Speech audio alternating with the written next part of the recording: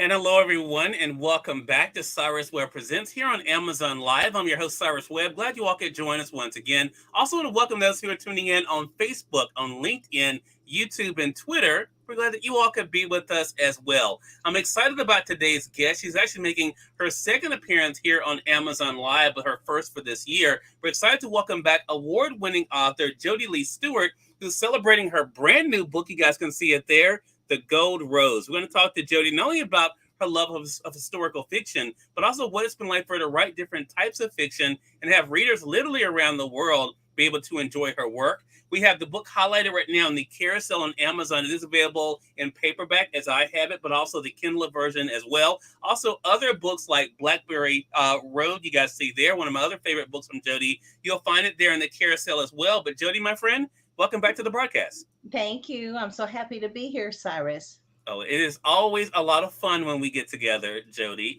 Even though Jodi gives me a hard time, I just want you guys to know. He started already.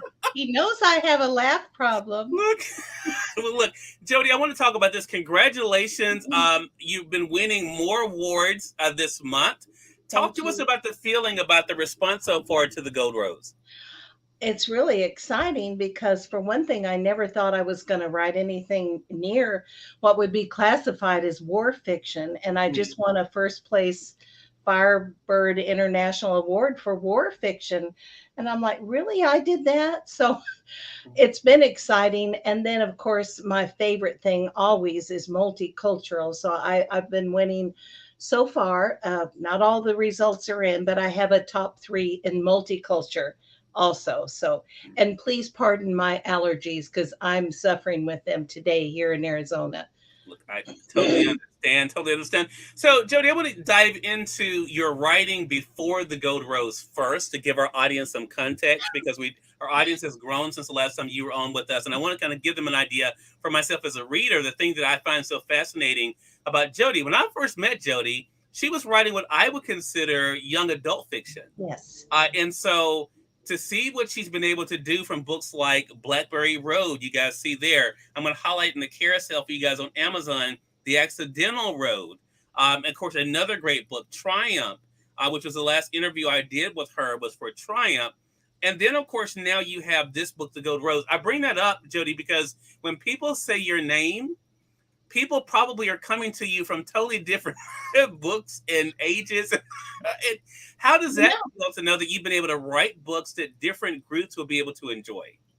Well, what is it like? I don't know. It just personifies me. I'm interested in about everything in the whole world.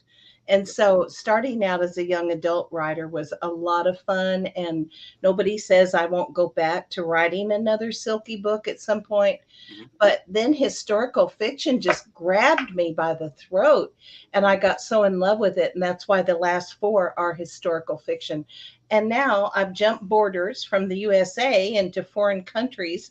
So I think I'm on a train that won't stop. talk to us about history for you, Jodi, because people have their own relationship with history. I've always been a fan of history myself. Not everyone shares that that love of history. When No, did your love of history? When did it kind of show itself? this is crazy, but it didn't really show itself that much until I started writing historical fiction. Oh wow. In school, I got a little bored with history. I liked international history, though, Okay. world history. I'd get a little bored with our history, like, okay, the Civil War, okay, George Washington, don't cut down a cherry tree. Mhm. But really, my total love of history has evolved as I have studied so hard to write these novels, and now I cannot get enough of it. So I think it was one of those things that later in life became a thing for me. So So you've gone from silky to pinky. So we're so we're that sounds ridiculous. so I bring that up because here we have the Gold Rose, this newest book, and I want to let people know: do not let this cover fool you, because what I initially thought the book would have something to do with is not at all what the book's about, which is a great thing that Jodi's done with this, because the Gold Rose is not just a thing; it is an organization. So I want to talk about that for you, because this to me is different for you, Jodi, because I mentioned Blackberry Road, that you dealt with injustice there, Yes. and also some racial components there. The Accidental Road, you kind of dealt with some injustice there too, actually, in coming of age and coming into one's own. For me, the Gold Rose, and I'm curious to see your thoughts about this as a writer, is kind of a mixture of different components that we've gotten to know you for. Righting wrongs, overcoming injustice, Huh? finding oneself, being able to find where one belong, and you kind of put them in this interesting setting. How did the book first come to you? This is a hard thing. I wanted to write something that involved the history of the communist takeover in China. Okay. Well, I knew nothing about it. And I did nothing about the second Sino Japanese invasion. So I started reading things about it, and this story began to form. And I had this little picture in my mind. I always get a picture in my mind. It's really odd, but I do. And I could see this little child alone on this road and this storm, and somebody rescuing her, and how frightened she would be. And that winds up being Pinky, of course. And my husband said, "Oh, that's so depressing." I said, "I know. So I'll just write the whole book and make it not depressing." Mhm. Yeah. But I get these things like that. And so I just start jumping into it. I used to outline and write chapter summaries. I don't do that anymore. I get an idea of the story, then I begin to work it out in a very rough draft in my mind. And then I start researching, and it just begins to get together for me. It's hard to define it. Mhm. Well, I think so. Okay, so that's one component. What about the characters? Because I mentioned, of course, Pinky, but then you have characters like Luca that also show up, that are have their own kind of flavor they bring to the story. And I love the layers of the story, because there is the intrigue, there's a mystery, but there's also the idea of trust that lays out there too. That is not easy in the time period that you wrote this book in. Jodi, talk to us about that. What was it like for you to kind of get to know the characters and how their minds worked? Well, when you have bad things happen to people, and then you find a way for them to get out of it, you get really close to them. So I got really close to Luca because he's part of a culture of people that are historically looked down upon. Well, you know me, if I find me a group that's going to be looked down on, I'm there. I'm going to fix it. I'm going to highlight these people, because I know that in every culture there are villains and there are heroes. And you don't Mm, even have to be a hero to be a good person. yeah. So, as I began to write about the gypsies, a lot of people don't want you to say that. Okay, I'll call them Roms, Romas, Cintas, Gitanos, Macuayas. They are known all over the world, travelers, wanderers. They are an interesting people. And a lot of people don't know, but in the Second World War, they were as uh, brutally prejudiced against as the Jewish people were. I didn't know that it was that bad, but it was. And so I just get to know these people. And as I work out a plan for them, as he began to go over his aunt and see what she really was and who she really was, um, you just kind of fall in love with him because he wants to do the right thing, but he's only 20 and he doesn't really know how to do the right thing.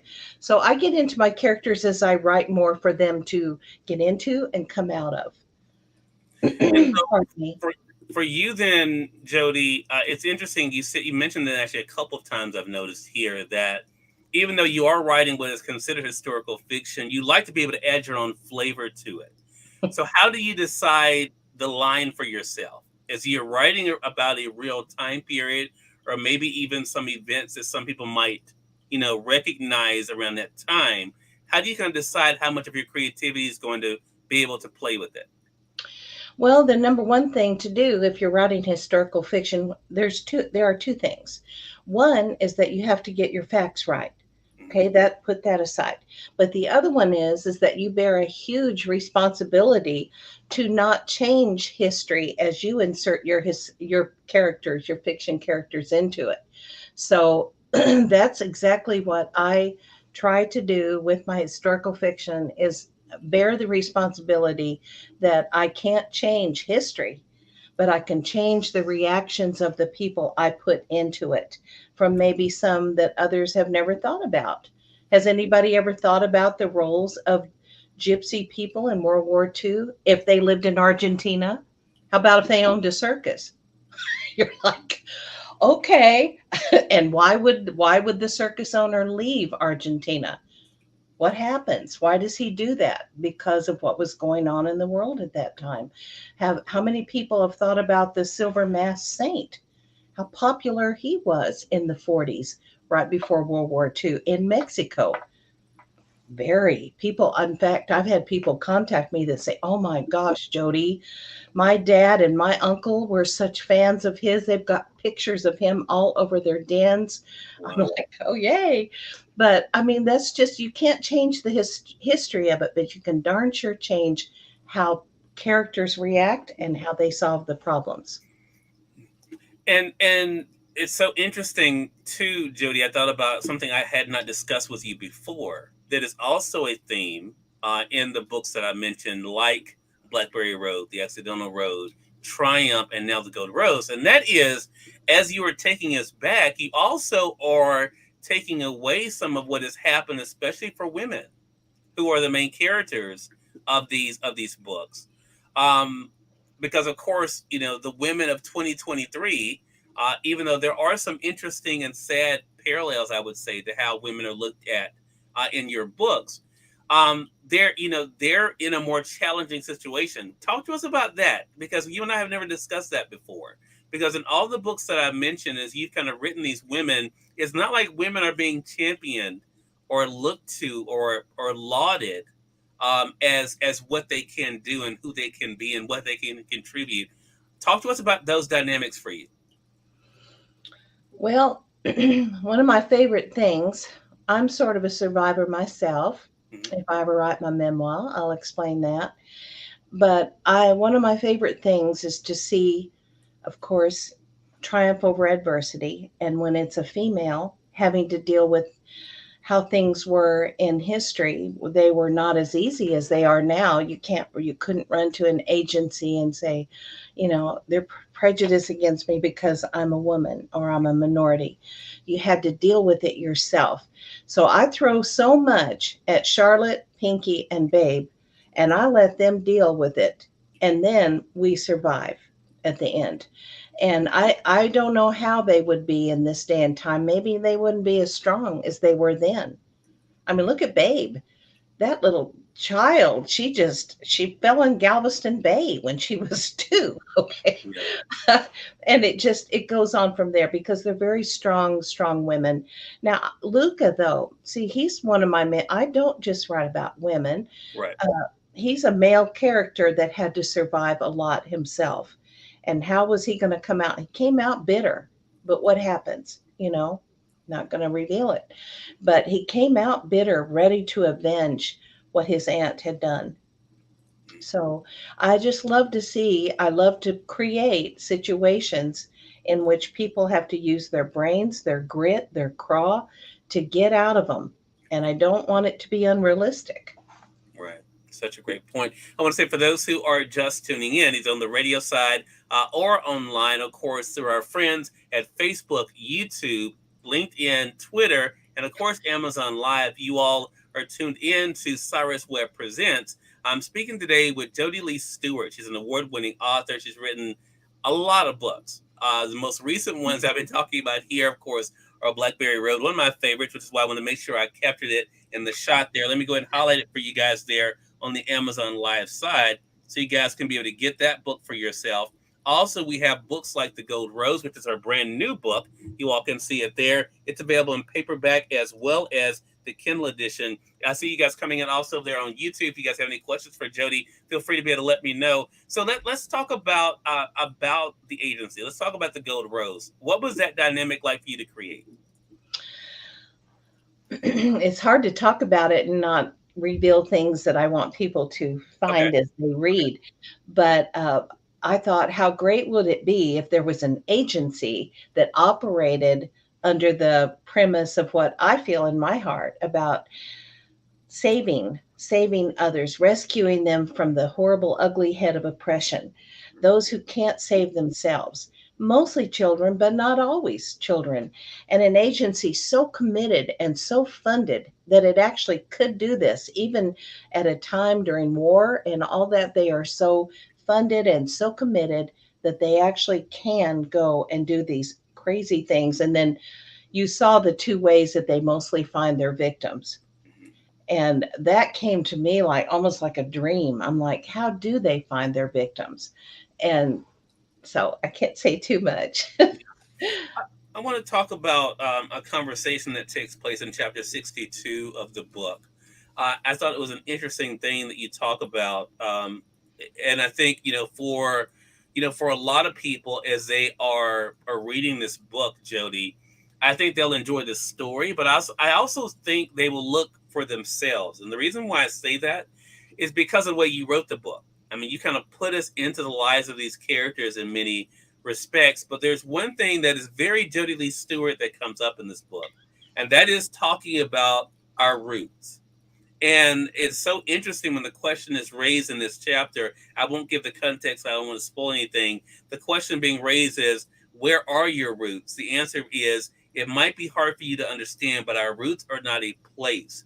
They are a spirit of adventure living inside us. I want to talk about that because that is another big thing that you've been able to do in your books, Jodi, is to kind of make us look at where these characters come from and also what makes them who they are. We see that in The Gold Rose for sure. What makes people turn out the way they do? What makes people make decisions that they do? What was that like for you as the author to kind of play with that idea of roots and where it can take you? Well, I've been always interested in not just genealogy, but the factors that influence people from the time that they're babies until they are grown up and adults.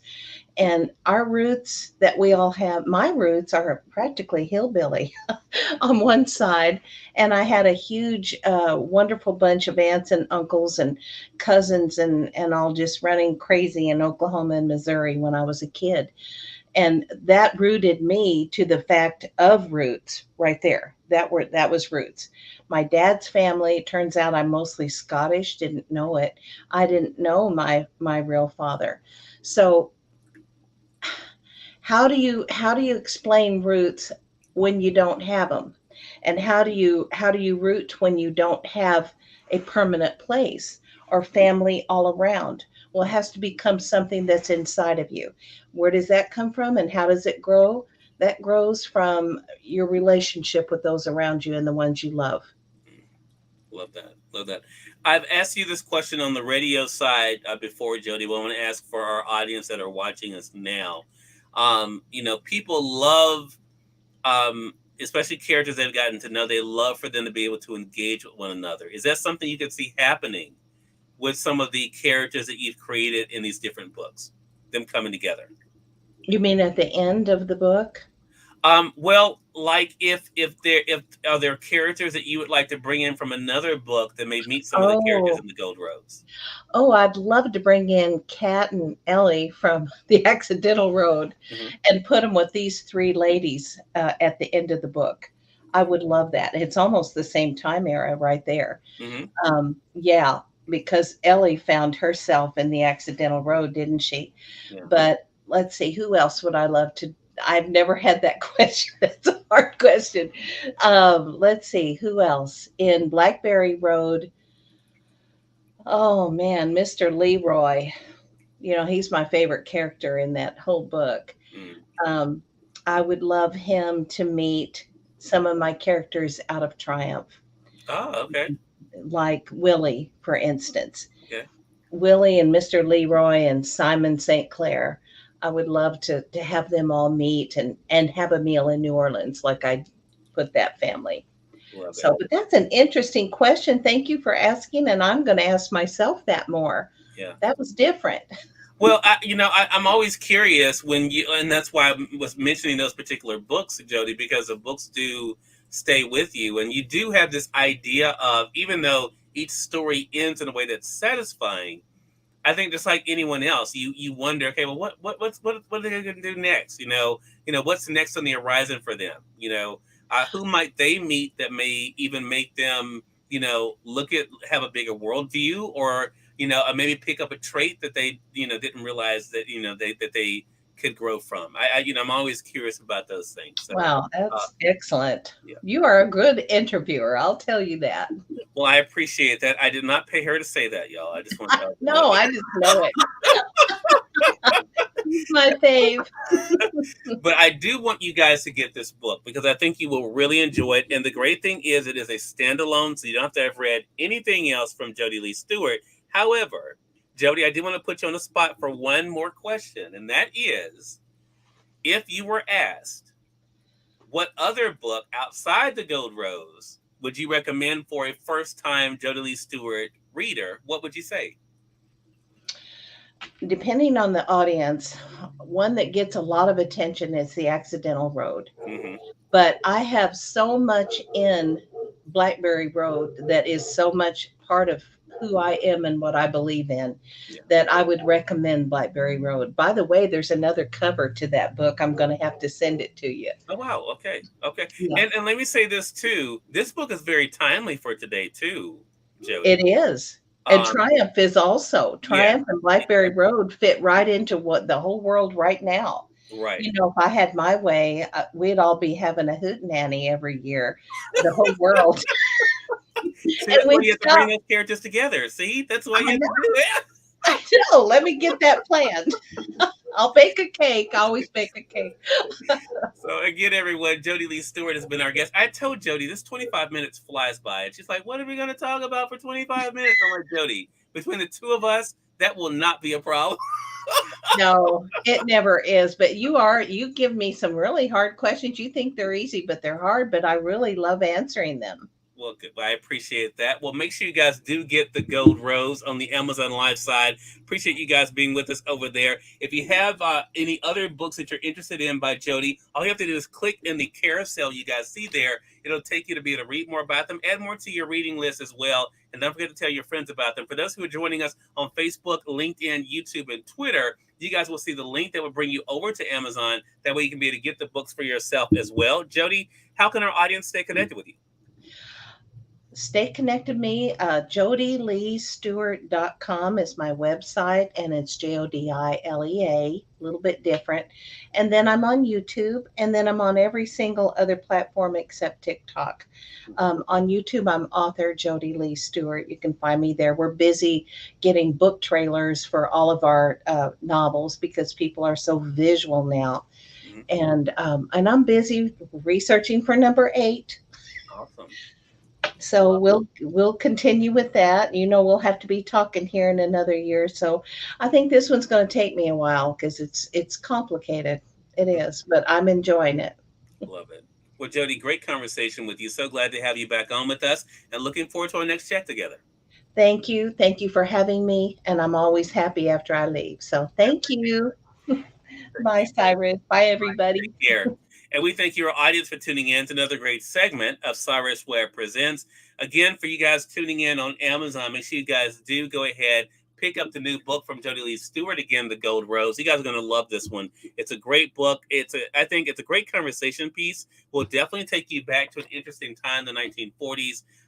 But I think what you'll find with the characters is they are very relatable for us for today, especially Pinky and Luca too, that we mentioned here as well. Also, as I mentioned in the carousel, you'll find other books from Jodi, so make sure you guys take a look at those too. Until next time, I'm Cyrus Webb saying thank you all so much for watching Cyrus Webb Presents. You all make it a great one. We'll see you real soon. Take care.